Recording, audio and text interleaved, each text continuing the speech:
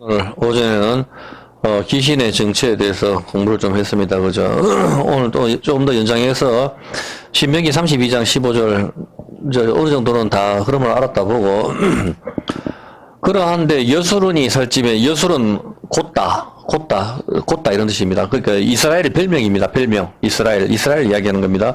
살찜에 발로 차도다. 네가 살찌고 부대하고 이스라엘이 잘 먹고 잘 사니까 하나님을 버리고 구원하신 반석 예수님을 경홀히 여겼더라. 그들이 다른 신으로 그의 질투를 일으키며 가정한 것으로 그의 진노를 격발하였도다. 그들은 하나님께 제사하지 아니하고 마귀에게 하였으니 곧 그들이 알지 못하던 신 근래에 일어난 새 신 너희 열조를 두려워하지 않는 것들이라 마귀에게 제사를 했다. 이게 귀신 어떤 개념인지 알겠죠? 오전에 귀신은 천사들이라 이야기했어요. 그죠? 범죄한 귀신.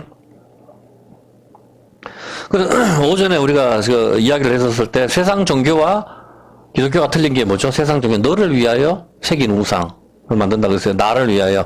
자, 오늘은 이제 본격적으로 들어가겠습니다. 요한복음 4장 4절입니다. 이제 질문할 때 한번 맞춰보세요.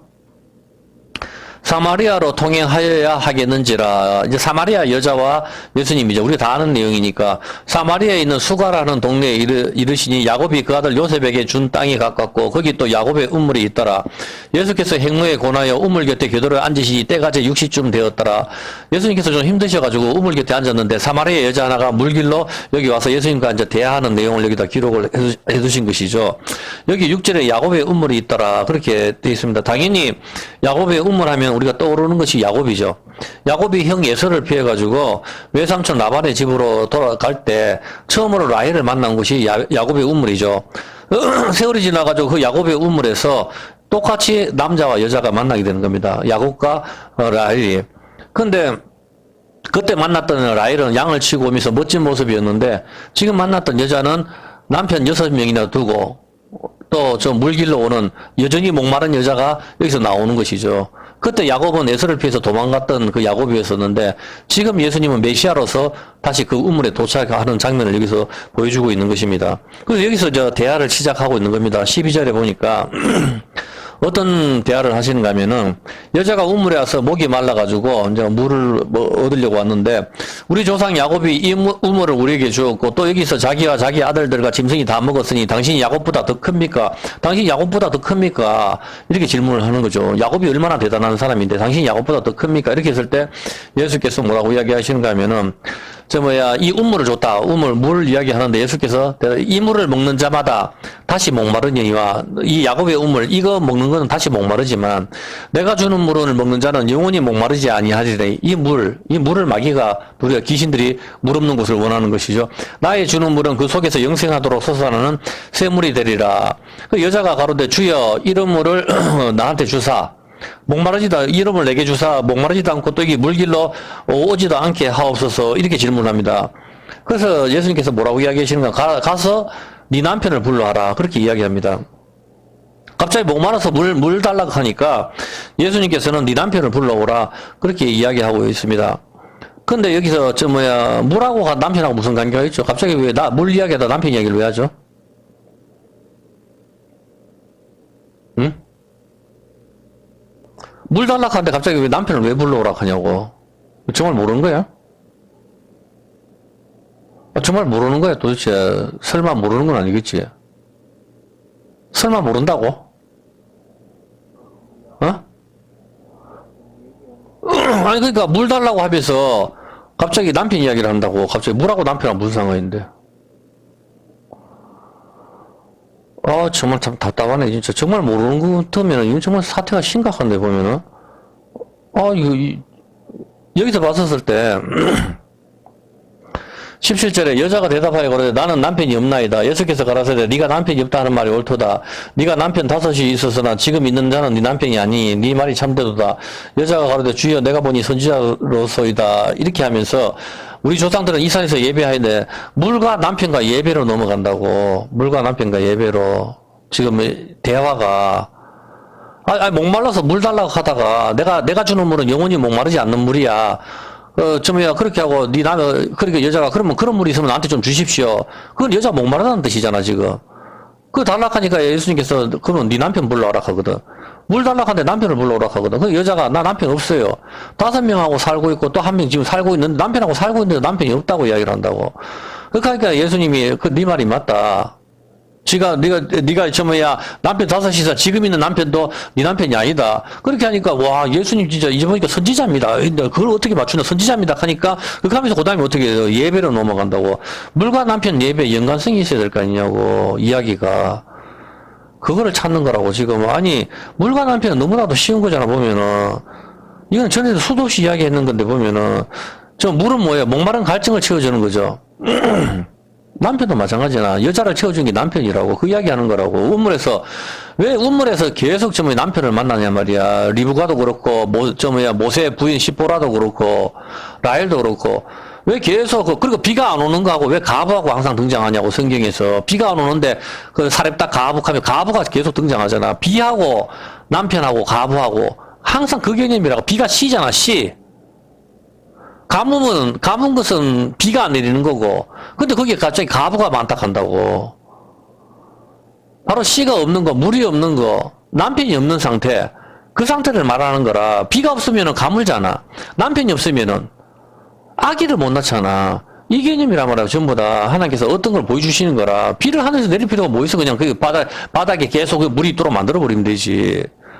어떤 걸 보여주시는 거 아니에요, 보면은. 그래서 나의 교훈은 내리는 비라고 이야기하잖아, 하나님 말씀을. 그래서 운물에서 남편 이야기를 하는 것은 당연히 여자를 채우는 것은 남편 아닙니까? 근데 남편 5명 두고 여자, 한 명을 갖다가 더 두고 6명째 남편이 있어도 이 남편이 나를 채우지를 못한다. 여자는 지금 그 이야기를 하는 거라고. 무슨 소리인지 알겠습니까? 남편이 없으면 대가 끊기잖아. 물이 없으면 갈증이 나는 거고. 물과 남편 같은 개념이잖아, 보면은. 물이 시니까 남편이 시라고, 시. 이 말씀이 시락하잖아, 시. 그리고 증간인 셋이니 성령과 물과 피, 이 셋은 하나다. 그래, 말씀이 시락하니까 말씀이 시고, 율법이고, 예수님이고, 같은 이야기 아니에요, 보면은. 근데 어떤 남편도 이 여자의 목마름을 채워주지 못하였는데, 극하다가 7번째로 예수님을 만나는 겁니다. 당연히 이 여자는 누구를 보여주는 겁니까? 이스라엘을 보여주고 있고, 또 라헬을 보여주고 있고, 우리의 신부인 교회의 모습을 여기서 투영을 시키는 거라고, 지금, 이게. 근데 이 여자가 남편을 6명이 뒀다는 게 무슨 뜻입니까, 도대체? 처음에 이스라엘이 처음에 누가 뒀어요? 아니, 처음에 이스라엘이 이집트를 뒀잖아, 이집트. 이집트에 지배를 받았다고. 이집트를 남편 놓는데 이집트가 어떻게 했어요? 이스라엘을 갖다가 작살내고 종으로 부려먹고 그렇게 하고 그래서 이 남편에서 떠나잖아. 떠나가지고 누가 또 지배를 해요? 아수르잖아. 아수르가 또 와가지고 북이스라엘을 멸망시키고 혼혈 정책을 거기서 펼쳐버리잖아. 남유다는 바벨론이잖아. 그 다음에 남편 3명이네. 3명이나 만나봤네. 다 채워지지가 않는 거라. 그 다음에는 바벨론 다음에 누가 왔어요? 보면은 메데아 바사. 그 다음에는 헬라. 그 다음에는 예수님 당시에는 로마잖아. 로마 당시 어떻게 돼요? 로마 당시 뭘 해요? 어때요? 이 사람들이 유대인들이 우리는 사형시킬 권한이 없습니다. 너희 법대로 하라 하니까 우리는 사형시킬 권한이 없습니다. 그러니까 이걸 예수님을 사형시킵시오. 하면 빌라도한테 넘겨주잖아. 로마의 지배를 받고 있다는 뜻 아니야. 그 유대인들이 빌라도한테 넘겨주는 장면이 어떤 장면이에요? 보면은 그게 다윗이 바세바의 남편 우리아를 갖다가 이방 사람 손에 죽게 만드는 거잖아. 다 그런 그림이라고. 요셉을 갖다 누구한테 팔아요? 미디안 사람한테 팔아버리고 이집트에 넘겨버리고 다 그런 그림이잖아. 죽게 만드는 거 전부 그렇게 나가는 거라고. 가룟 유다가 대제사장한테 팔아버리고 대제사장이 빌라도한테 넘겨버리고 요셉을 팔아버리는 것도 똑같잖아. 보면은 미디안 사람이 온다 갖다 이스마엘 사람이 온다 그거 팔고 미디안한테 넘어가고 미디안이 저쪽에 이집트에 갖다 팔고 똑같잖아 장면이. 우리아를 갖다 죽일 때 다윗이 그냥 죽여버리면 되지. 이방 사람 햇사람 우리아를 갖다가 이방 사람 손에 활에 맞아 죽게 만든다고 나단이 이야기하는 게 그게 바로 예수님의 모형을 전부 다 보여주는 거라고. 이해를 했습니까? 로마까지 6명의 남편을 두고 있잖아, 지금, 이스라엘이. 근데 이게 어떤 인간들도 이스라엘을 채워주지 못했잖아. 이스라엘 다 자기 지배 아래에 뒀지만은, 그걸 보여주는 거라. 근데 그 로마 시대 때 누가 와요? 예수님이 등장하잖아. 그 로마 시대 때 지금 예수님이 7번째 남편으로 등장을 하는 거라고. 이 여자한테. 자, 이해했습니까? 자, 여기까지는 그럼 충분히 이해를 했다 보고, 자, 18절에, 네가 남편 5이 있으니, 이야기를 했죠? 그런데 20절에 갑자기 여자가 뭘로 넘어가요, 갑자기? 남편 이야기 하다가. 왜? 물과 남편은 이해가 됐어. 확실하게 이해됩니까? 다 확실하게 이해가 됐는데, 근데 갑자기 왜 예배로 넘어가냐고. 물과 남편과 예배가 무슨 상관이 있냐, 그거를 질문하는 거라, 이 말입니다. 좀 생각을 해보라고, 좀. 어? 아니, 여기서 남편으로, 너 예배로 갑자기 왜 뜬금없이 넘어가냐 말입니다. 남편과 예배로 연결을 시키냐. 내가 왜 오전에 기신 공부를 했겠어요, 지금. 의미가 있을 거 아니냐, 보면은. 지금 이걸 설명하려고 하는 건데. 고린도전서 3장 16절에 봐봐요. 남편과 예배가 관련이 있지. 당연히 뭐라고 이야기합니까? 좀 이해를 하라고. 너희가 뭐랄게요. 우리가 하나님의, 우리 몸이 성전이죠. 우리 몸이 성전이니까 이 성전 안에는 남편이신 하나님이 계시는 거라고. 맞습니까? 이 성전 안에 남편이신 하나님이 계시지 않으면 누가 있어요? 신명기 32장 17절. 이 성전 안에 하나님이 계시지 않으면 누가 있죠? 그들은 하나님께 제사하지 아니하고 마귀에게 하셨으니, 마귀. 이 우리 몸이 성전인데 이 성전 안에 남편이신 하나님이 계시지 않으면은 마귀가 들어있는 거라고. 어떤 개념인지 알겠습니까? 자, 요한복음, 그리고 요한복음 4장 18절. 남편 이야기를 하다가 20절에 예배 이야기로 넘어갑니다. 좀 이해가 됩니까? 약간? 예? 자, 물도 내 안에 들어와가지고 목마름을 해결하는 것이고, 남편 역시 내 안에 들어와서 나를 만족시키는, 우리가 신부잖아, 여자잖아. 여자를 만족시키는 건 남편이라고. 그 이야기 하는 거라고. 그리고 나를 만족시키게 하고, 목마름을 해결하게 하고, 씨를 주어서 아기를 낳게 한다, 이 말입니다. 예배 역시 우리 몸이 뭐가 됐어요? 우리 몸이. 성전이 됐잖아. 이 성전 안에는 귀신이 들어오면 안 된다고. 이 성전 안에는 뭐가 있어야 되죠?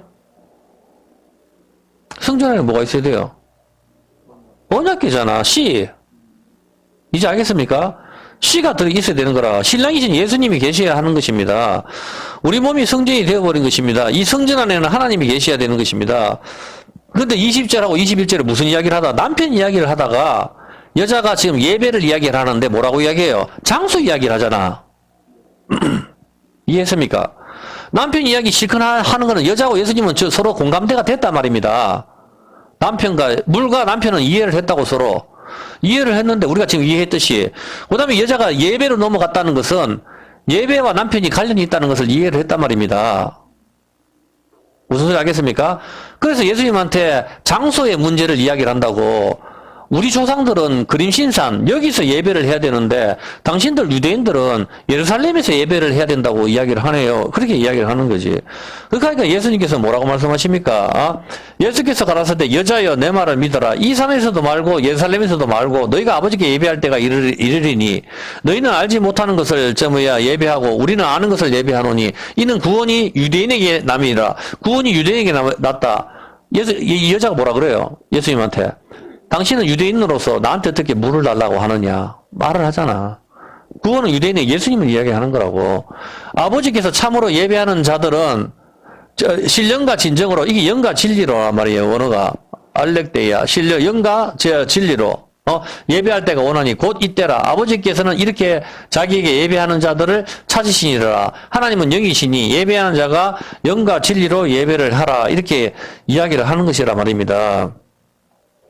그리고 장소의 문제가 아니고 예수님께서 뭐라고 말씀하시죠? 지금 예배하는 자는 영과 진리로 예배해라. 그렇게 하고 지금 이때다. 그렇게 예수님께서 이야기를 하시는 겁니다. 자, 아직 여러분이 이해를 할지는 모르겠지만 이 여자는 목이 마른 여자죠. 예, 이스라엘을 보여주고 있고 온 세상 사람을 보여주고 있는 그림입니다. 모두가 목이 말라서 마약도 하고 종교에 빠지고 음악에도 빠지고 하지만 이 목마름이 해결이 되지 않습니다. 남편을 6명이나 두었지만 해결이 되지 않습니다. 우리 몸이 성전이란 말입니다. 이 성전 안에는 장사하는 집으로 만들면 안 됩니다. 남편이신 하나님만 계셔야 우리가 만족을 하는 것입니다. 근데 아까 신명기 32장 17절에 보면은 예배하는 거는 안 찾아도 돼요. 아까 마귀한테 예배하는 것이다. 귀신들한테 예배하는 것이다. 그렇게 이야기하죠. 자, 이 귀신들의 특징이 뭐라 그랬죠? 누가복음 11장 24절입니다. 이 귀신들의 특징이 한번 보세요. 11장 24절. 네. 더러운 귀신이 사람에게 나갔을 때 어디를 원한다고요? 물 없는 곳을 구하죠. 네, 물 없는 곳을 구하는데, 고린도전서 3장 16절에 우리가 뭐라고 이야기합니까? 3장 16절.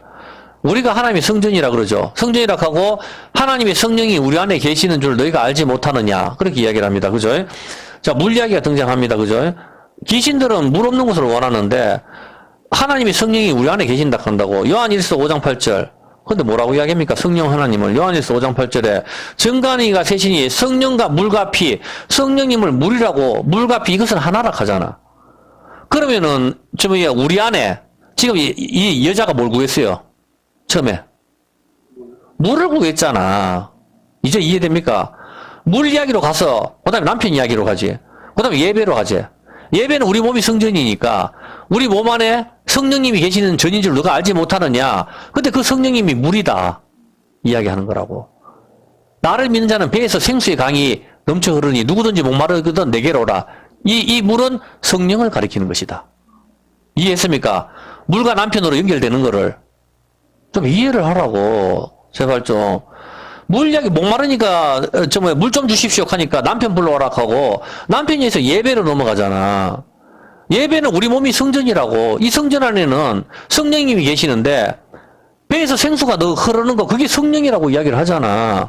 성령님을 물이라고 하고 있고 다시 물로 되돌아가는 거라고. 이해했습니까? 정확하게 같이 연결이 되는 거란 말이라. 이런 걸 모르면 갑자기 남편 이야기하다가 예배 얘기하러 갑자기 왜 하노? 이 여자 참 답답하네. 이할 거 아니야 보면은. 정확하게 여자는 지금 본질을 이야기하고 있는 거라고. 이야기했습니까? 예. 그렇죠. 물 이야기를 하다가 다시 예배로 이야기하는데 우리 몸이 성전이기 때문에 이 처소 안에서는 물, 피, 성령님 이것은 하나다. 이것이 성령님이 계셔야 된다. 이걸 이야기하는 거란 말이야. 근데 이 물이 있으면은 귀신이 여기에 물 없는 곳을 원하기 때문에 귀신은 여기에 들어오지 못한다 이 말입니다. 물이 만약 성령님이 안 계시면은 우리 몸 안에는 물이 없는 곳이 되기 때문에 귀신한테 예배가 드리는 것이 된다 이 뜻입니다. 이거 쉬운 거니까 좀 이해를 하라고. 별로 더 깊게 들어가지도 않는데 다 이해했죠? 네, 그렇죠. 자, 그렇다 하면은, 자, 귀신들은 물이 있는 곳을 싫어하니까, 자, 이해가 되죠? 우리 성전이 우리 몸에 하나님이 계시지 않으면 귀신의 처소가 된다, 이 뜻입니다. 그것이 바로 일곱 귀신 들린 여자 막달라 마리아, 가나안 땅에 가나안 족속들을 내어 쫓지 않으면은 가나안 일곱 족속들하고 같이 살아야 되잖아. 그러면은 가나안 땅이 있으면서도 이게 천국이 될 수가 없는 거지. 이해했습니까? 예. 네. 거룩한 땅이 될 수가 없는 것이죠. 완전하게 죄를 제거해야 되는 것입니다. 요한복음 4장 18절. 여자가, 처음에는 예수님을 유대인으로 보고, 물 이야기 할 때는, 그 선지자로 보고, 그 다음에 남편 이야기 할 때는 선지자로 보고, 그 다음에 예배 이야기 나왔을 때는 24절 메시아로 봅니다. 24절에 드디어 하나님은 영이신 여자가 근데 메시아고 그리스도로 하는 이가 이렇게 하면서 메시아로 뒤에서 예수님을 그리스도로 눈을 뜨게 되는 거라. 유대인에서 선지자에서 메시아로 이렇게 가게 되는 것이죠, 보면은. 자, 여기까지는 다 이해했죠? 예, 여기까지 다 이해했다 보고. 그런데 21절에 예수님께서는 이렇게 말씀하시는 겁니다. 예배는 장소가 아니다.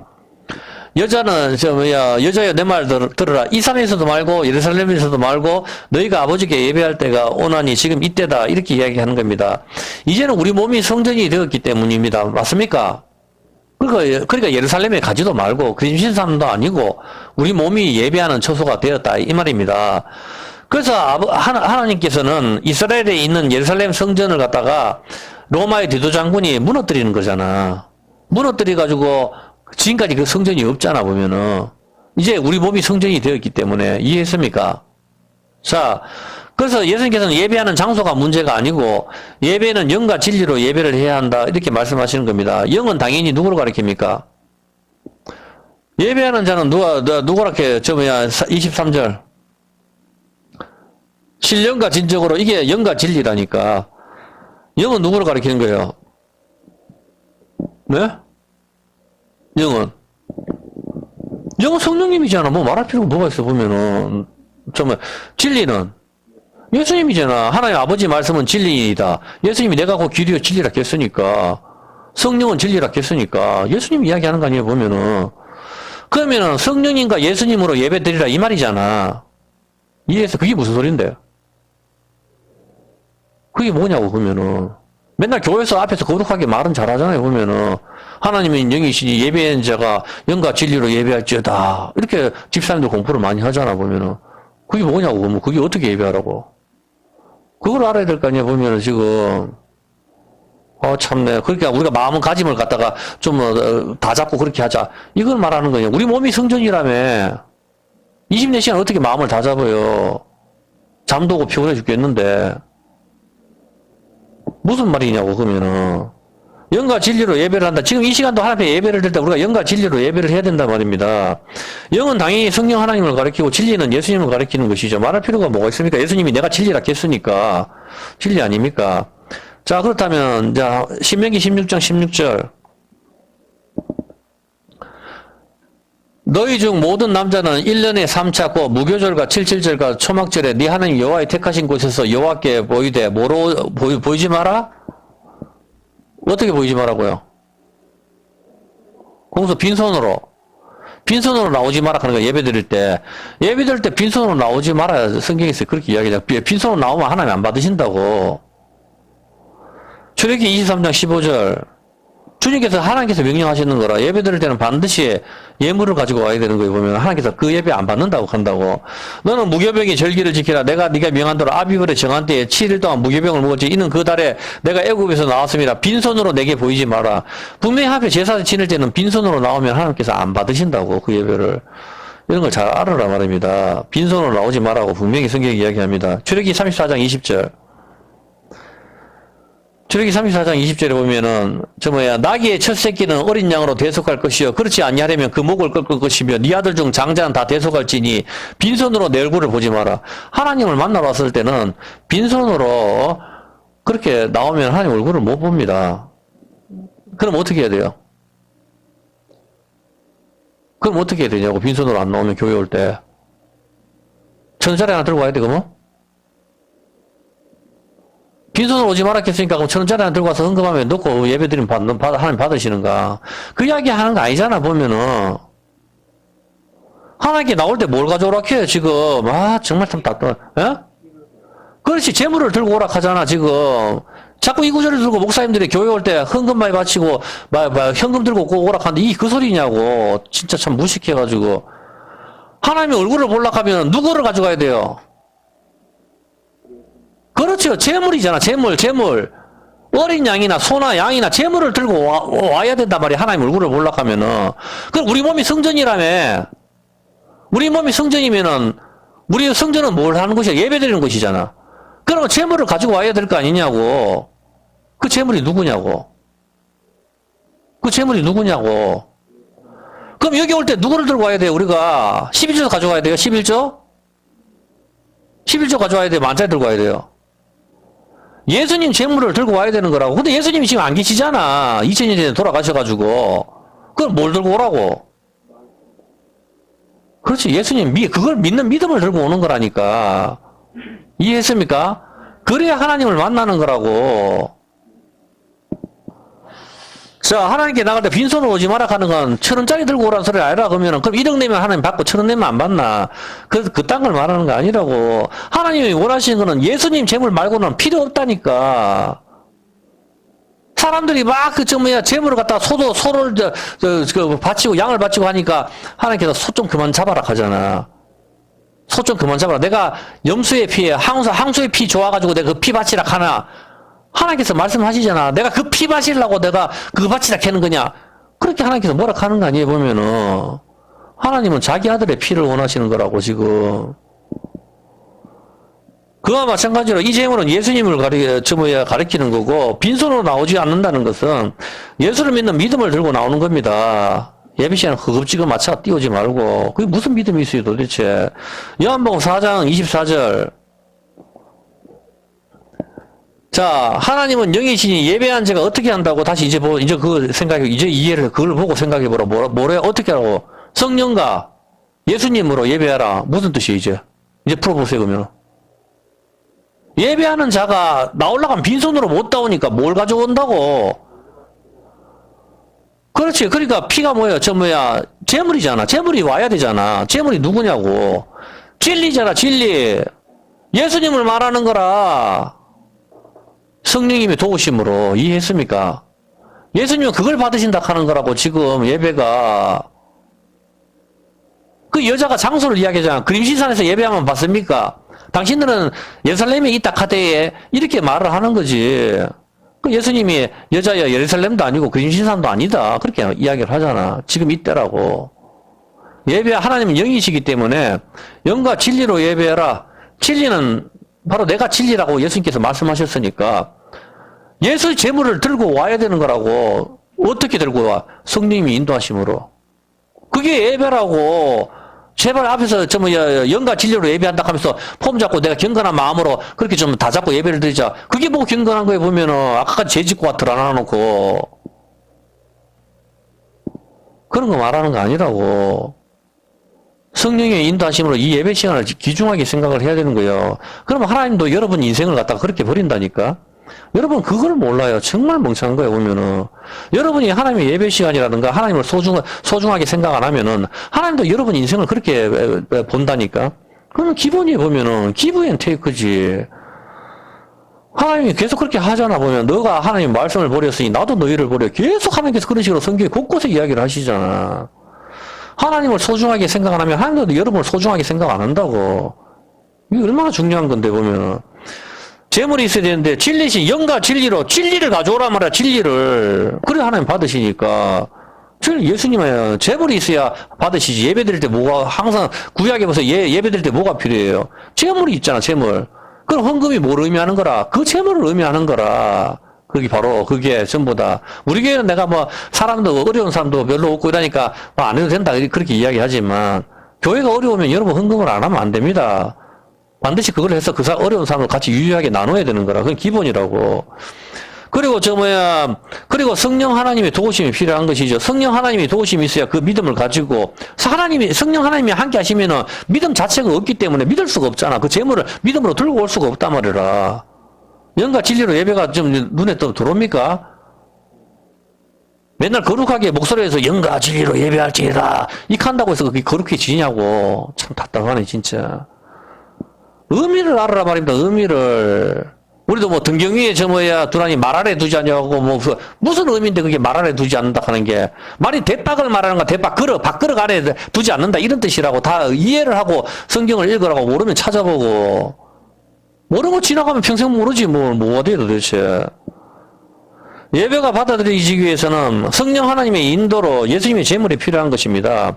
그게 뭡니까? 아벨의 제사 아닙니까?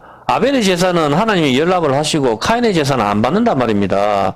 카인도 곡식으로 드렸단 말입니다. 그것도 소제가 아니냐 그렇게 이야기하는 사람이 제사법이 있다 민하다 그렇게 이야기하지만 마음이 중요하시다 하시는 분이 있는데 히브리서 11장 4장 그건 물론 마음이 중요하죠. 그렇지만 마음이 중요해도 성경에서 원하는 것은 반드시 예수 제물이라고 하는 것을 염두에 두라 말입니다.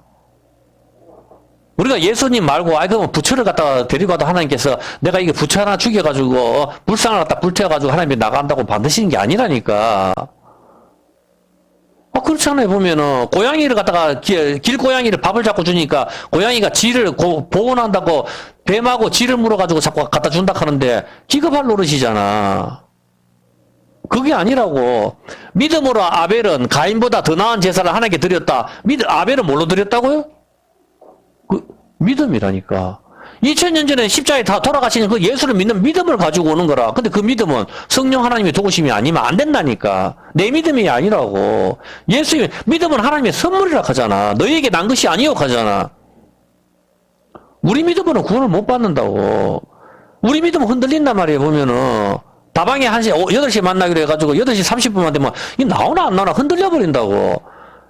그런데 이 믿음은 하나님께로부터 왔는 믿음은 흔들리지 않는단 말입니다. 그 성령께서 주시는 거잖아.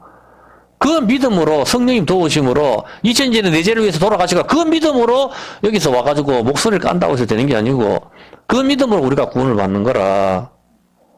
이해했습니까? 예, 그와 마찬가지로 믿음이 없이는 하나님을 기뻐하지 못하게 한다. 그렇게, 이야기를 하시는 겁니다, 분명히. 요한복음 4장 23절에 보면은, 영과 진리로 예배하고 하나님께서는 이렇게 예배하는 자를 찾으신다. 이렇게 예배하는 자를 찾으신다. 그렇게 이야기하는 겁니다, 분명히. 예. 우리 몸이 성전이 되었습니다. 이 성전에서는 예배가 드려져야 됩니다. 말로만 하는 게 아닙니다.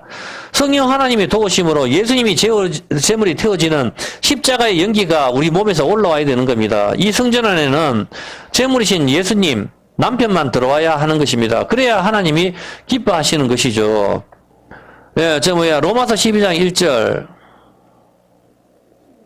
예, 로마서 12장 1절에 보면은, 그러므로 형제들아 내가 하나님의 모든 자비하심으로 너희를 권하노니 너희 몸을 하나님이 기뻐하시는 거룩한 산 제사로 드리라. 이는 너희가 드릴 뭐다? 이게 예배다 이야기하는 겁니다. 예배는 뭡니까? 우리 몸을 태워버리는 거라고. 우리 몸을 태우는 게 뭡니까? 우리 몸을 태울 수 있는 유일한 방법은 하나님 말씀이 우리 안에 들어오는 거라고. 우리가 하나님께서 만나를 주신 목적이 뭐예요? 너희를 낮추시기 위하여. 만나를 먹을 때 우리가 깨어지는 거라. 하나님 말씀을 먹을 때 십자가에서 우리가 낮아지는 거, 우리가 죽는단 말입니다. 하나님 말씀이 내 안에 들어올 때 이게 예배가 되는 거라고. 이게 영과 진리를 말하는 거라. 어떤 개념인지 알겠습니까? 성령 하나님이 내 안에 들어오고 하나님 말씀이 성령 하나님의 도움으로 이 말씀이 열릴 때 이 말씀이 열리지가 않으니까 지금 7년, 6년이 오는지 안 오는지 감도 모르고 이 자연지연이 헛소리만 하고 앉았고 마스크 들고 예배 드리고 앉았는가 아니 보면 성가대가 마스크 다 끼고 있을 때 좀비들 같더만은 보니까 기괴하지 않나요? 안 하는 게 낫겠더라고 내가 보니까. 뭐예요 도대체 이게 장난하는 것도 아니고 성경을 모르니까 마스크 끼는 의미가 어떤지도 마스크를 꼈을 때 진영 밖에 있는 거라 들어오면 안 된다고 성경에. 진영 밖에 7일 동안 가두는 거라 부정하다 해야 된다고. 마스크 끼고 성전에 절대 들어서는 안 되는 거예요, 보면은. 자, 우리 몸이 성전이 되었고, 우리 몸을 태워야 되는 겁니다. 이것이 예배인 것이죠. 십자가에서 주님과 죽는 것이죠. 그 전에 이 세대를 본받지 말고, 하나님의 뜻은 분별하라. 그렇게 이야기하는 겁니다. 우리 몸을, 거룩한 산제사로 드리라. 그렇게 하죠. 우리 몸을 산제사로 드리라 하는데, 이 산제사로 드리는 게 우리가 몸을 태우는 거 아닙니까? 그게 뭡니까? 골로새서 3장 5절입니다. 골로새서 3장 5절에 보면은, 그러므로 땅에 있는 지체를 죽이라. 곧 음란과 부정과 사욕과 악한 정욕과 탐심이니 탐심은 우상숭배이니라. 많이 먹는 거, 여자를 좋아하는 거, 유튜브 음란한 거 보는 거 이게 다 제약이란 말이에요. 이게 우상숭배다. 귀신을 숭배하는 거다. 분명히 성경은 우리한테 가르쳐주고 있는 거다 말입니다. 땅에 있는 지체를 죽여라 한다 말입니다. 이것을 죽이는 것은 말씀이라 말입니다. 하나님을 섬긴다는 건 쉽지 않다니까. 수련회 가듯이 노래 몇 번 부르고 체면 걸리듯이 할 수 있다 부른다고 해가지고 눈물을 흘린다고 해서 그딴 걸로 끝나는 게 아니라고. 죄악과 싸우기 때문에 이건 정말 쉽지 않은 거란 말입니다. 이게 성령님의 도우심이 있어야만 가능한 것이란 말입니다. 로마서 6장 13절에 보면은 이것이 바로 땅에 있는 지체를 죽이는 것, 이것이 우상숭배, 이것을 없애라 하잖아요. 또한 너희 지체를 불의의 병기로 죄에게 드리지 말고 오직 너희 자신을 죽은 자 가운데서 다시 산 자같이 하나님께 드리며 너희 지체를 의의 병기로 하나님께 드려. 이게 예배 아닙니까? 이게 우리 몸이 성전이기 때문에 이걸 예배라고 하고 하나님께서 받으신다. 그렇게 이야기하는 거라고. 오늘 주일 나와서 오늘 예배 봤다가 이거 보기는 뭘 봐요 도대체. 요한일서 3장 8절. 요한일서 3장 8절에 보면은 죄를 짓는 자는 마귀에게 속하나니 죄를 짓는 자는 마귀에게 속했다. 그렇게 이야기를 하는 겁니다. 어떤 개념인지 아시겠습니까? 에베소서 4장 27절. 그러면 마귀에게 안 속하려고 하면 어떻게 됩니까? 에베소서 4장 27절. 마귀로 틈을 타지 못하게 하라. 마귀는 오늘 공부했죠? 귀신, 마귀, 영, 악한 영, 더러운 귀신, 전부 사탄을 의미하는데, 사탄과 그 천사들을 의미하는 건데, 이 천사들한테 틈을 주지 마라. 왜? 물 없는 곳을 원하니까. 야고보서 4장 7절, 어떻게 하죠? 마귀를 갖다가 어떻게 합니까? 야고보서 4장 7절.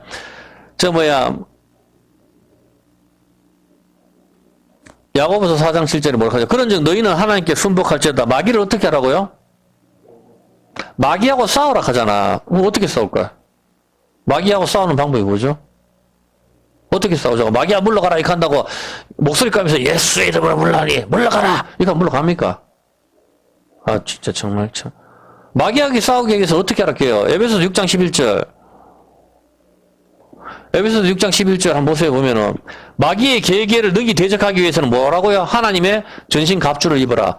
전투복을 입어라 말입니다. 갑옷을 입어라 말입니다. 우리의 씨름은 혈과 육에 대한 것이 아니고 뭡니까? 13절. 그러면 하나님의 전신 갑주를 취하고 그 전신 갑주는 뭡니까? 14절. 진리로 너희 허리띠를 띠고 의의 흉배를 붙이고 평안의 복음에 예비한 것으로 신을 신고 모든 것 위에 믿음의 방패를 가지고 이래서 능히 약한 자의 모든 화전을 소멸하고 구원의 투구와 성령의 검 곧 하나님의 말씀. 이 모든 게 뭐죠? 하나님의 말씀. 이게 갑옷이죠. 이 갑옷을 이스라엘 백성이 딱 착용한 적이 있었죠. 언제죠? 언제입니까? 6월절 날 밤중에 도망갈 때 그 모습이잖아. 허리에 띠를 띠고 무교병을 들고 지팡이 짚고 애굽을 죄로부터 탈출하는 그 모습을 우리한테 보여주는 거라고. 그게 갑옷이라고. 하나님 말씀을 말하는 거라. 그게 어떤 개념인지 알겠습니까? 그렇죠. 그것을 들고 구원의 투구와 성령의 검, 그 하나님의 말씀을 가져라. 그게 골리앗과 다윗이잖아. 골리앗은 갑옷을 다 입었지만 세상의 것, 그거 대적하기 위해서 다윗은 물맷돌, 돌, 하나님 말씀 들고 날려버리는 거라. 지팡이 하나 들고. 봤습니까? 어떤 개념이지? 그걸 말하는 거 전부 다. 그래서 대적을 하라. 그렇게 하기 때문에, 그렇게 했었을 때, 우리 안에 하나님 말씀이 있을 때, 귀신들이 우리 안에 들어올 수가 없는 것입니다. 어쩌면 여러분들이 그런 걸 잘 보셔야 돼 보면은 물이 있어야 하는 것입니다. 이상한 소리로 씩씩거린다고 귀신이 나가는 게 아닙니다. 귀신이 이미 그 사람한테 붙었을 수도 있어요. 보면은 하나님 말씀으로 우리가 무장이 되어 있었을 때 귀신이 우리한테 접근하기를 싫어하는 것이죠. 귀신은 분명히 천사라고 이야기를 했습니다. 범죄한 천사들. 그래서 18절에 뭐라고 되어 있습니까? 모든 기도와 간구를 하되 무시로 성령 안에서 기도하고 이를 위하여 끼어 구하기를 항상 힘쓰며 여러 성도를 위하여 구하고 성령 하나님의 도우심이 있어야만 이 가능한 거란 말입니다. 또 나를 위하여 구할 것은 내게 말씀을 주서 나로 입을 벌려 복음의 비밀을 담대히 알리게 하고 하나님의 말씀이 평안의 신이고 구원의 투구고 믿음의 방패고 이걸로만 마귀를 대적할 수가 있고 이게 물이기 때문에 이것을 읽지 않으면은 여러분은 귀신의 처소다 이 말입니다. 이미 마귀가 여러분을 갖다가 들어갈 필요 없어. 이미 지배 아래에 있기 때문에 그렇게 되는 것이죠. 사도행전 16장 16절 하나님 말씀을 가지는 것이죠. 귀신 점치는 여자가 등장합니다. 이 점치는 여자가 예수님과 바울을 갖다가 쫓아다니는 것이죠. 그리고 바울과 우리를 쫓아와서 소리질러 가로되 이 사람들은 지극히 높은 하나님의 종으로 구원의 길을 너에게 전하는 자라 하며 이같이 여러 날을 하는지라. 바울이 심히 괴로워하여 돌이켜 그 귀신에게 이르되 예수 그리스도의 이름으로 내가 네게 명하노니 그에게서 나오라 하니 귀신이 즉시 나오니라.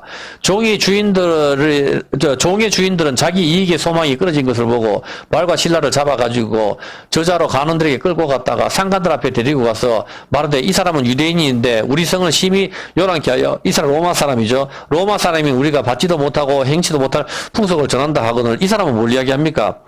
예수님 이름으로 귀신을 쫓아냈다 이래 절대 말 안 하죠. 이런 말 절대 안 한다고. 우리가 알지도 못하는 풍속 전한다 이렇게 해서 사도 바울을 뚜리팬다고. 예수님 이름으로 여기 있는 점치는 귀신을 갖다가 쫓아내버렸다 이렇게 한다 하면은 이거 자기들이 말이 좀 그러니까 그런 말 빼버리고 이상한 풍습을 전한다 이렇게 해서 잡아넣는 것이죠. 보면은 자, 그렇다면 17절 한번 볼게요. 이 한번 볼게요. 바울과 우리를 쫓아와서 소리질러 가로되 이 사람들은 지극히 높은 하나님의 종으로 구원의 길을 너에게 전한 자라. 점치는 귀신이 들어갔어요. 범죄한 천사죠. 그럼 안에서 조용히 가만히 있지. 왜 자꾸 소리 지르면서 이 바울을 따라다니죠? 계속 하잖아. 계속 와가지고 너희에게 전하는 자라 이같이 여러 날을 한지 바울이 심히 괴로워하여 쫓아 소리 질러 가로되 소리를 지르잖아. 소리를 질러가지고 이 사람은 지극히 높은 하나님의 종으로 구원의 길을 너희에게 전하는 자다 계속 또 쫓아다니면서 그렇게 하니까 이거 바울이 굉장히 여기서 심히 괴로워했다. 왜 괴로워하지? 사실 여기서 봤을 때 실제로 뒷여의가 나에게 이야기를 하는데 어떤 사람이 주일날 아침에 교회에 왔어요. 거기 자영이 목사님이니까. 교회에 왔는데 어떻게 오셨습니까? 이런 물으니까 무당한테 가니까 무당이 당신은 교회에 나가야 인생이 잘 풀린다. 그래서 교회에 왔다 하더라고. 그 내가 그 이야기를 듣고 나도 참 웃긴 웃었지만은, 이게 진짜인지는 모르겠지만, 하여튼 뭐 내가 진이한테 들은 소리니까, 이 점치는, 점치는 귀신이 소리를 치고 따라옵니다. 17절, 18절. 그래, 바울이 괴로워하죠. 의문점. 여기서 첫 번째 질문입니다. 점치는 귀신은 왜 소리를 치고 바울을 따라다닐까? 그냥 가만히 있으면 될 건데. 첫 번째 의문점.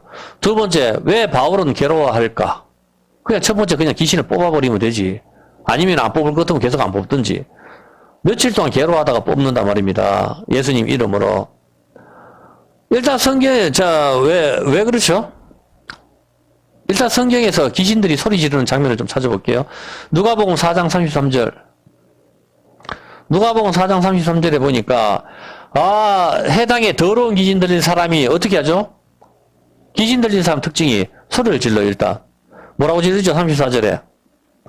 나사렛 예수여, 우리가 당신과 무슨 상관이 있나이까? 우리를 어떻게, 왜 소리 지르는 이유가 뭡니까? 그렇지. 이제 귀신이 왜 소리 지르는지 알겠어요? 당신과 무슨 상관, 우리를 멸하러 왔나이까? 왜? 이들은 아직까지 심판을 받아요. 너건 다 지옥, 이미 심판이 떨어졌죠. 하나님 심판이. 일부는 지옥에 갇혀져 있고, 일부는 땅에 와가지고 사람들을 지배하고 있는데, 이들은 이제 지옥 갈 날만 기다리고 있단 말입니다. 이미 지옥에 있는 거나 마찬가지고. 그런데 여기서 예수님이 등장을 한단 말이라. 그러니까 귀신들이 놀라겠어, 안 놀겠어요? 막 손을 지르는 거에 보면, 나사렛 예수여! 나사렛 예수여!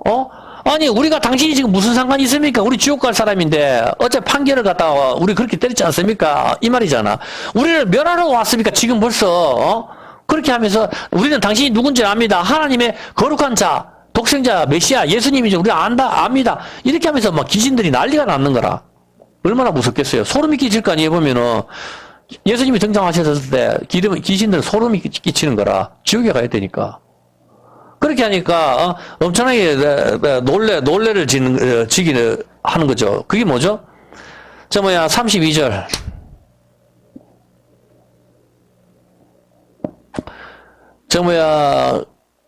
잠깐만요. 크게 소리질러 가로되 나사렛 예수여, 그렇게 하면서 막 이야기해줘. 우리를 멸하러 왔습니까? 소리를 지르는 이유는 복음을 전함으로 이게 뭐죠? 물을 뿌리는 거죠. 물을 뿌림으로 하나님의 말씀이 32절에 전파될 때에 귀신이 소리를 지르죠. 저희가 그 가르치심에 논란이 이는 그 말씀이 건세가 있음이라. 예수님께서 천국 복음을 전했을 때 귀신들은 소리를 지르는 것입니다. 우리 동네에 미사일이 떨어지면 우리가 안 죽어도 어떻게 되죠? 소리를 지르죠. 어떤 개념인지 알겠습니까? 이 귀신들은 지금 어디 있죠? 33절에 어디 있어요? 귀신들이 어디 있어요, 지금? 이제 알겠습니까? 예배당 안에 있다니까? 예배당 안에. 회당이 말씀하고 곳곳에 회당이 여기서 예배 드리고 다 하잖아. 이 안에 지금 귀신이 앉아 있는 거라. 있으면서 여기서 소리를 지르고 있는 거라 보면은 장소는 필요 없다니까. 어떤 개념인지 알겠습니까? 하나님의 말씀이 있느냐 없느냐가 중요한 것이라고. 누가복음 8장 28절에 또 소리 지르는 거 봐봐요. 뭐라고 합니까? 누가복음 8장 28절에 뭐라고 이야기하죠? 귀신이 8장 28절. 그러면 이제 오전에 공부를 했기 때문에 이해가 된다고. 예수를 보고 부르짖으며 그 앞에 엎드려 큰 소리로 불러가로되 지극히 높으신 하나님의 아들 예수여, 나와 당신과 무슨 상관이 있나이까? 당신께 구하니 나를 괴롭게 하지 마십시오. 나를 괴롭게 하지 마라 이거라. 아직 때가 안 됐다고 계속 이야기를 하는 것이죠. 보면은 무슨 소리인지 알겠습니까? 29절에 이는 예수께서 이미 더러운 귀신을 명하여 이 사람에게 나오라 하셨습니다. 귀신이 가끔 이 사람을 붙잡으러 저가 쇠사슬과 고랑이 매이어 지키었으므로 그 맨 것을 끄고 귀신에 물려 강내로 나가더라. 이렇게 하니까 나가라 했기 때문에 그렇게 괴롭게 말아달라 그렇게 막 부탁을 하는 거죠. 베드로후서 2장 4절. 예, 범죄한 천사들을 구덩이에 이겨나고 공부했죠. 마태복음 8장 29절. 마태복음 8장 29절. 이에 저리가 소리질러 가로되 하나님의 아들이여 우리가 사도 바울한테 이야기하는 거 똑같죠? 하나님의 아들이여 우리가 당신과 무슨 상관이 있습니까? 때가 이르기 전에 우리를 괴롭게 하려고 여기 오셨나이까? 어떤 게 있는지 알겠습니까? 아직 때가 이르지 않았단 말이라. 예? 예수님 때가, 심판의 때가 와야 자기들이 지옥에 가는데, 아직까지 여기 있는데, 지금 때가 이르기 전에 나를 갖다가 지옥에 넣으려고 지금 여기 왔습니까? 이러면서 귀신들이 막 소리를 지르고, 얼마나 두렵겠어요? 이제 알겠습니까? 만약에 우리가 범죄를 했다고 칩시다. 여기 숨어 있어. 숨어 있어가지고, 여기 왔을 때 경찰이 들이닥친다고 생각해 보세요. 그러면 벌써 때가 이르기 전에 우리를 잡으러 갔나 싶어가지고, 우리가 얼마나 놀랬겠냐고, 범죄자들이. 이제 이해됩니까? 여기 범죄한 천사들이 지옥의 날만 기다리고 있는데 주님이 오셨단 말이라. 그래 하나님 말씀을 막 전하면서 예수 믿는 사람들 갖다가 막 만들어내고 귀신들 이제 막 뽑아내고 이렇게 하니까 귀신이 소리를 지르는 거라. 때가 이르기 전에 우리를 괴롭게 하려고 여기 왔습니까? 때가 이르기 전에 우리를 지옥에 보내려고 왔습니까? 아직 지옥 갈 때가 안 됐잖아요. 계속 그 이야기를 막 하고 소리를 지르고 야들은 난리가 났는 거라. 야들은 예수님을 알아봤거든. 사람은 못 알아봐도. 야들은 예수님이 바로 하나님의 아들이니까 정말 무서운 거지. 어떤 개념인지 알겠습니까? 계시록 12장 12절. 그래서 마귀가 왜 사람들을 갖다 난리지깁니까? 그러므로 하늘과 그 가운데 거하는 자들은 즐거워라. 그러나 땅과 바다는 화가 있을지어 이는 마귀가 자기의 때가 얼마나 못된 줄 알므로 크게 분내어 너희에게 내려갔습니다. 자, 마귀가 이제 자기의 때가 얼마나, 지금 7년 환란이죠? 얼마 남지 않았으니까 이제 마귀가 마지막 발악을 한다고. 그래서 힘이 드는 거라. 우리는 하나님의 전신갑주로 무장하고 있으면 된다 이 말입니다.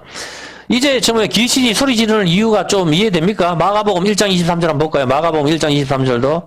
마가복음 1장 23절 뭐라고 합니까? 마침 저희 회당에 더러운 귀신 들린 사람이 있어 또 소리 질러요. 나사렛 예수여 우리가 당신과 무슨 상관이 있습니까? 우리를 멸하러 왔나이까? 난 당신이 누군지 아노니 하나님의 거룩한 자니이다. 이렇게 하면서 때가 이르기 전에 우리를 지옥에 보낼까 두려워하는 모습이죠. 소리를 지를 수밖에 없습니다. 자, 바울이 지금 복음을 전하니까 점치는 귀신이 지금 점치는 게 문제가 아니라고. 이제 눈에 좀 들어옵니까? 점쳐가지고 야도 맞춰가 돈 버는 게 마귀가 무슨 돈이 필요해? 의미가 없잖아 마귀한테는. 돈이 1억이 있든 1000억이 있든 마귀는 돈이 필요가 없는 의미가 없는데 그까짓 게 자기한테는 휴지나 똑같은데 자기가 지옥에 가느냐 안 가느냐 이게 중요한 거라고. 여러분도 정신 차리라고. 내가 지옥에 가냐 안 가냐가 중요한 거라고. 근데 세상 사람이 돈에 코가 빠져가지고 거기에 미쳐 있으니까 지옥에 가는 거라고.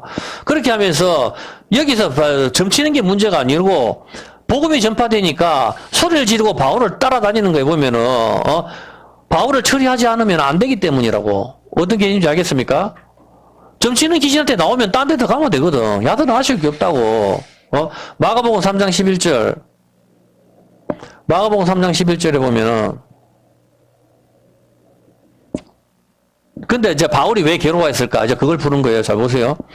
더러운 귀신들도 어느 때든지 예수를 보면 그 앞에 엎드려 부르짖어가지고 소리를 지르면서 당신은 하나님의 아들입니다 하면서 이제 이 아들이 소리 지르는 이유를 좀 알겠습니까 이제? 여러분 같으면 소리 안 지르겠어요 보면은. 이제 주님이 오면 영원한 지옥에 들어가야 되는데 우리가 막 소리 지를 거 아니에요 보면은. 우리가 범죄한 마귀들이라 하면은 여기서 지금 막 이쪽에 사람들 돼지 떼도 들어갔다가 얘도 나왔다 하다가 야 돼지 몸속에 들어가야 어떤데 뭐 그놈이지 이렇게 하면서 막 이야기하고 막 이렇게 하고 있는데 주님이 오셨단 말입니다. 아니 아직 심판의 때가 아닌데 우리를 지옥에 보내려고 왔습니까? 얼마나 놀랬겠어요 보면은. 영혼이 못 나오니까 사시나무 떨듯이 떨면서 소리를 지르고 막 그렇게 하는 거죠. 당신은 하나님의 아들입니다. 때가 이르기 전에 우리를 갖다가 멸하려고 오셨습니까? 하면서 막 놀래는 거지. 사도 바울도 하나님의 복음을 전하니까 같은 거라고. 여기까지 이해가 되죠 일단. 소리 지르고 따라오는 거를. 자 그렇게 했는데 그럼 바울은 왜 괴로워했을까? 자 여기서 이 답이 있어요. 자 예수님께서 그렇게 막 귀신을 쫓아내고 하니까 예수님께서 뭐라고 해요? 12절에 뭐라고 하죠? 예수님이 원하시는 거는 뭐예요, 12절에? 왜?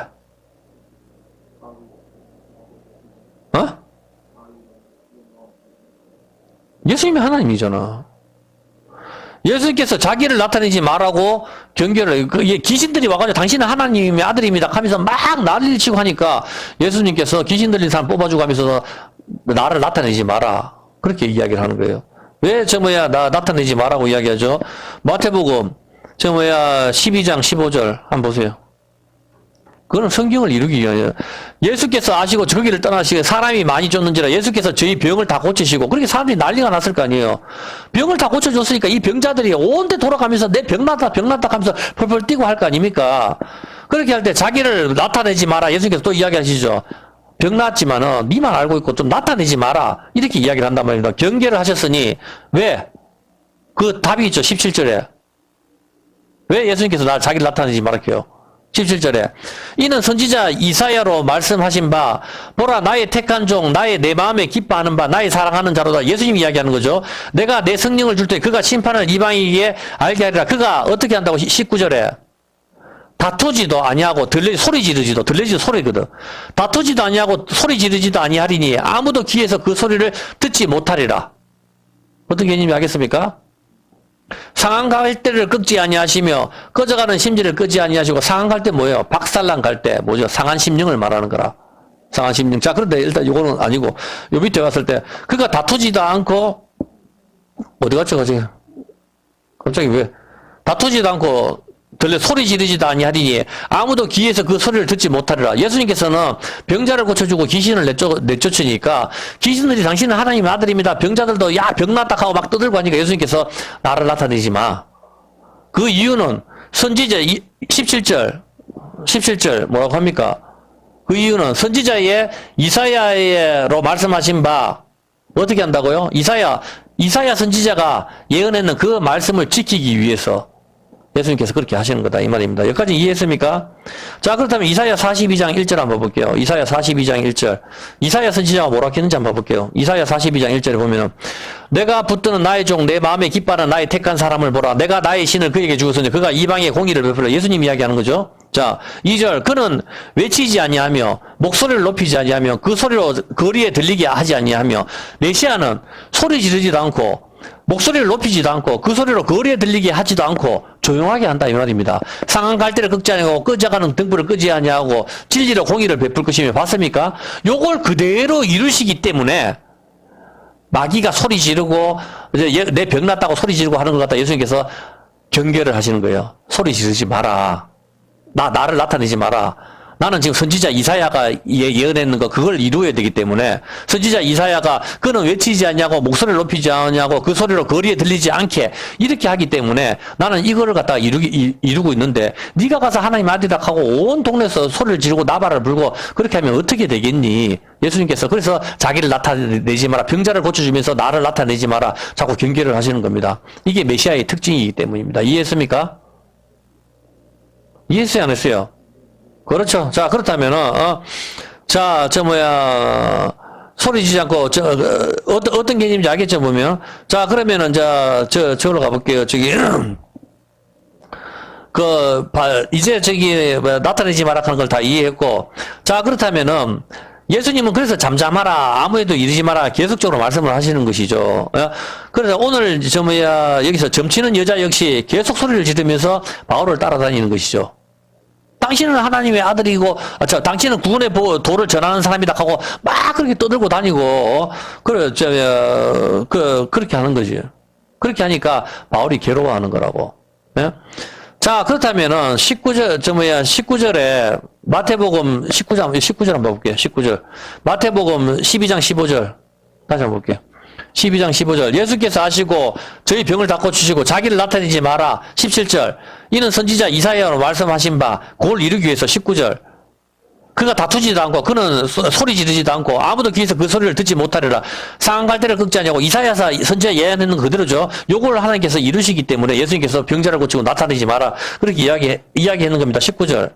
19절 봤죠? 예? 자, 그렇게 했는 건데, 이거와 마찬가지로 지금 이 점치는 여자 역시 계속 소리를 지르면서 바울을 따라다니는 겁니다. 어떤 개념이 알겠습니까? 그래, 바울이 괴로워하는 거라고. 일단 여기까지 이야기하고 조금 더 넘길게요. 일단 질문을 해볼게요. 자, 그렇다면은, 19절에, 그가 다투지도 아니하고 소리 지르지도 아니하리니 아무도 귀에서 그 소리를 듣지 못하리라. 왜? 질문입니다. 복음을 전할 때 소리 지르고 예수천당 불신 지옥하고 소리를 질러야 될 것 같은데 왜 이사야 선지자는 메시아 특징이 이렇다고 이야기를 하고 예수님은 그걸 그대로 이루시죠? 복음을 전하면 소리를 지르고 해야 되잖아. 여러분 믿습니까? 아멘 소리 작다가 두 손 들고 아멘 이렇게 하고 하는데 그렇게 해야 되는 거 아니에요? 맞잖아 보면은 오늘 교회에서 하는 거 너무 틀리지 않나요? 성경 말씀하고 불신지옥 하면서 여러분 그렇게 소리 지르고 했을 때 누가 한 사람 복이나 봅니까? 강장에서. 누가 하나 보기는 보던가요? 그래서 거품 물고 쓰러지고 뭐 찬송가 테이프 틀어놔놓고 누가 쳐다보나 보니까 다 인상 그리고 돌아가요. 복음이 엿장수처럼 그렇게 싸구려 그것도 아니고. 어떤 개념인지 알겠습니까? 왜 저번에 소리를 질러야 알잖아. 예수 전당 불신지옥 이렇게 하면 소리를 질러야 알잖아. 근데 왜 주님은 그렇게 안 하셨죠? 소리가 없이. 병자를 고쳐도 오늘날 교회 같으면 병자 나섰다 국민일보에 도배를 하잖아. 신유의 은사, 축기, 뭐 방언, 뭐 할 수 있는 건 다 나오더라고. 예수님보다 더 역사를 더 일으키더라고 내가 보여. 다 하잖아. 광고를 다 때리잖아. 몇 시에 성령이 오시는까지 다 적어놨다. 8시에 성령 불집회. 성령님이 하나님인지도 모르는 이거는 뭐 바보 멍텅구리 같은 소리 이야기지. 어떤 개념인지 알겠습니까? 성령님은 하나님입니다. 참 답답한 게 보면은 뭐 8시에 오라고 한다고 해서 하나님이 오시고 그렇게 합니까? 참 어이가 없는 거지 보면은. 여기서 봤었을 때 잘 안 보세요 보면은 서로 오늘 신문 광고하듯이 그렇게 하면 되지. 예수님께서 나타내지 마라. 계속 하잖아 성경에. 잠잠해라. 나타내지 마라. 자기를 나타내지 마라. 소리 지르지 마라. 계속 그렇게 이야기하시는 거죠. 이사야 선지자의 예언을 응하게 하시려고 하는 건데 여기서 우리가 궁금한 게 있어요. 이사야 선지자는 그래 왜 이렇게 예언을 하냐 말입니다. 조용하게 복음을 갖다 예수 전당 불신족 하면서 앰프 틀어놓고 크게 목소리 10번 산이 뒤로 성큼성큼 물러가도록 크게 외쳐라. 이렇게 해야 정상일 것 같은데 왜 복음을 갖다가 소리도 없이 조용하게 그렇게 쥐죽은 듯이 그렇게 하라고 이야기할까요? 전달하는 방법을 알겠습니까? 네? 시편 19편 1절입니다. 그것은 아주 쉬운 겁니다. 19편 1절 볼게요. 하늘이 하나님의 영광을 선포하고 궁창이 그 손으로 하신 일을 나타내는도다. 날은 날에게 말하고 밤은 밤에게 지식을 전하니 언어가 없고 들리는 소리도 없으니 그 소리가 온 땅에 통하고 그 말씀이 세계 끝까지 이르는도다. 하나님이 해를 위하여 하늘에 장막을 베푸셨으니 해는 그 방에서 나오는 신랑과 같고 그 길을 달리기 기뻐하는 장사 같아서 하늘 이 끝에서 나와서 하늘 저 끝까지 운행하며 그 온기에 피하여 숨을 자가 없도다. 여호와의 율법은 완전하여. 알겠습니까? 날은 날에게 말하고 밤은 밤에게 지식을 전하니. 이해했습니까? 무슨 말인지 다 몰랐잖아. 그게 뭐예요? 태양이 떠도 소리가 없어. 그렇지만 그 뜨거운 열기에 피할 자가 없다. 이해했습니까? 이게 복음이라는 겁니다. 아침에 누워 있었을 때 태양이 내 눈앞에 쫙 그 빛에 일나라 이런 말 한마디 없어도 태양빛이 창문을 통해서 내 얼굴을 비쳤었을 때 그 복음의 빛이 비춰졌을 때 말 한마디 없어도 빛이구나. 덥다 뜨겁다 땀이 난다. 그렇게 해서 내가 깨게 된다 이 말입니다. 그 열기에 피할 자가 없도다. 근데 왜 소리가 없습니까? 왜? 하나님은 뭐다? 예? 하나님은 영이시지만 또 하나님은 요한복음에 빛이시다. 이해했습니까? 하나님은 빛이시기 때문에 그렇다 이 말입니다. 알겠습니까? 빛이신 하나님. 태초에 하나님이 뭘 만드셨다? 네, 첫째 날 빛을 만드시죠. 이해했습니까? 이 빛은 진짜 빛이신 예수님을 메타포하고 있다 이 말입니다. 그래서 빛이신 예수님이 그 빛을 갖다가 우리한테 퍼뜨리기 위해서는 어떻게 해야 됩니까? 소리가 없이 복음이 가는 거라고. 여러분이 교회에서 통성기도 하면서 음악 크게 틀어놓고 그렇게 있었을 때 정말 여러분이 뭐 알게 되고 그렇게 합니까? 하나님의 말씀을 이해하게 될 때, 하나님의 말씀을 이해하게 되고 조용히 하나님을 소리 안 질러도 그 하나님의 말씀을 알게 될 때 여러분이 괴로워합니다. 죄악과 싸우게 되고 그 말씀이 내 안에서 살아서 움직이는 겁니다. 목이 터지라고 그렇게 안 해도 되는 겁니다. 사도행전 16장 17절 한번 볼게요. 바알과 우리를 쫓아서 소리질러 가로되 이 사람들은 지극히 높으신 하나님의 종으로 구원의 길을 너에게 전하는다. 점을 치고 있는데 사도 바울이 복음을 들고 왔단 말입니다. 물을 뿌리고 있단 말입니다. 점치는 게 문제가 아니라고 범죄한 천사가 깜짝 놀라는 겁니다. 따라다니면서 바울한테 이 사람은 구원의 길을 너에게 전하는 자로다 막 소리를 지르고 다니는 겁니다. 근데 바울이 심히 괴로워하는 거죠. 복음은 그렇게 가는 게 아니거든. 바울은 어떻게 했습니까? 거리에서 소리 지르면서 여러분 예수 믿으세요. 예수 전당 불신주 이렇게 했습니까? 가는 곳에 회당을 갔어요. 회당에 가서 조용하게 말씀을 전하고, 이 발 앞에 2명의 여자가 있죠. 여기 자주장사, 여기에 기도처에 가서 이야기하고, 여러분이 전도를 할 때는 예수님이 누구신지를 설명을 해야 되는 거라, 앉아서. 복음이 뭔지를 설명하고, 이해가 돼야 되지, 상대방이. 그래야 믿지. 예수 안 믿으면 지옥이 돼. 그런 식으로 한다고 누가 받아들이겠냐고. 그래도 성령께서 함께 하시면 받아들이지. 물론 그렇게 하긴 하지만은, 성경의 방법은 소리를 지르지 않습니다. 들리지도 않고, 다투지도 않고, 자기를 병 낫는 것도 사람한테 말도 안 합니다. 왜 안 합니까? 코로나 하나 고쳤다고 난리를 지기면 되잖아.